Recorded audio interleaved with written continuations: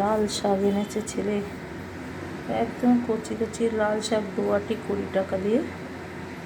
এই দেখো কেটেছি এতগুলো, এখনো কাটবো। শাক সব কাটা হয়ে গেছে, একটু লঙ্কাও দিয়ে দিচ্ছি, এবার ধুয়ে নেব।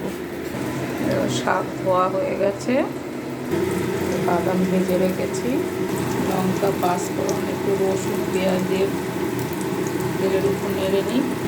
তো শাকটা কড়াই দিয়ে দিচ্ছি, একটু হলুদ আর একটু নুন দিয়ে দিচ্ছি। দেখো এই কতটুকু হবে বলো, দেখো 2 আঁটি শাক, দেখো কতটা হয়ে গেছে। দেখো বাদামটাও দিয়ে দিয়েছি।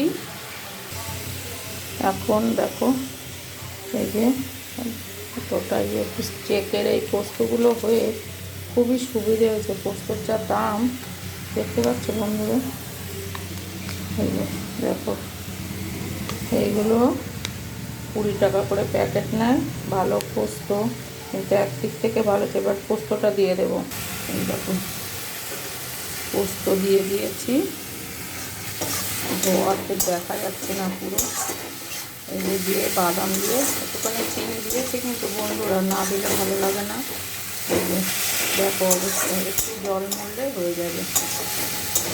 কতটুকু হয়ে গেল দেখো, এই দেখো হয়ে গেছে আমার লাল শাক। দেখো বাদামগুলো কেমন তাকিয়ে আছে, এই দেখো কতটুকু হয়ে গেছে। কমপ্লিট হয়ে গেল। কে কে ভালোবাসো লাল শাক, সবাইকে আমার মতো করো, একটু জানাবে। আর একটু তেল দিয়ে নামিয়ে দেবো। টাটা।